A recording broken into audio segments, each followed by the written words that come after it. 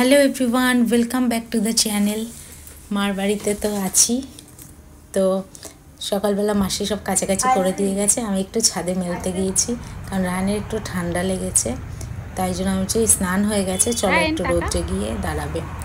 আর মার বাড়ি ছাদে উঠলে এত সুন্দর পরিবেশটা লাগে, সেটা তোমরা দেখলেই বুঝতে পারছো। রোদটা এত সুন্দর খেলে, মানে সত্যি খুব ভালো লাগে। তাই জন্য রায়নকে বললাম ছাদে চলো। রায়ন যেতে চাইছিল না, তাও জোর করে নিয়ে গেছি। ঠান্ডাটা হুট করে লেগে গেল, এক্সামও শেষ হলো, ঠান্ডাও লেগে গেল। আমি ভয় পাচ্ছিলাম এক্সামের সময় জানি আবার ঠান্ডা না লাগে।